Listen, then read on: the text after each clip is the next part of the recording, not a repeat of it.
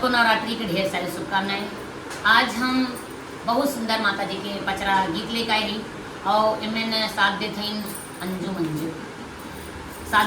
मंजू और बहुत सुंदर गीत बा। आप सब ज़्यादा से ज़्यादा शेयर करिए काहे से नवरात्रि आएगा और जिससे आप सब प्यार आशीर्वाद पहले देते हैं उसे जम के दें नैया बहनी हमारा जो नैया पार हो जाए काहे हमारे बेजती करावत हन हंसी हंसारत तनी इज्जत बचाए लें तो आवे एक गाना बा ये थुआ के पाला ना बनाई हो के थुआ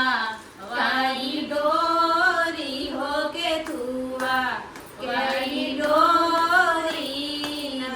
मोरी ननदी के थुआ पे झूलू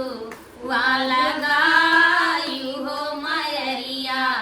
मोरी झूल हो मयरिया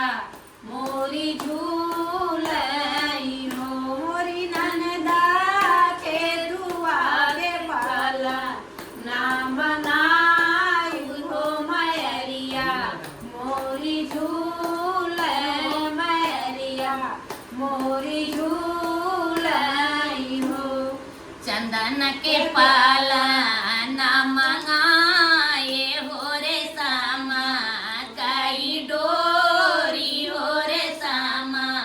कई डोरी हो मोरी भौजी निमिया पे झूलू वाला गाए हो मयरिया खुश भैली हो मयरिया खुश भैली हो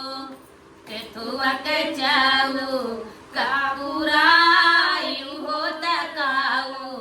बैठाई हो रखायू बैठाई हो मोरी ननदी के थुआ के भोगा वाला गाई हो मयरिया मोरी खुश भैली मयरिया मोरी खुश भैली हो चंदन के चाऊ का पुराए हो कलासा बैठाए हो कलासा बैठाए हो मोरी भौजी हलवा पूरी भोगा वाला गाए हो मयरिया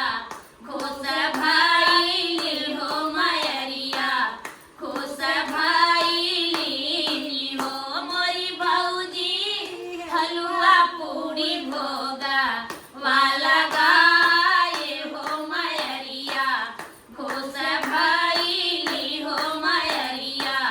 खुश भैली हो। प्रेम से बोला शेरा वाली मैया की, वो सच्चे दरबार की।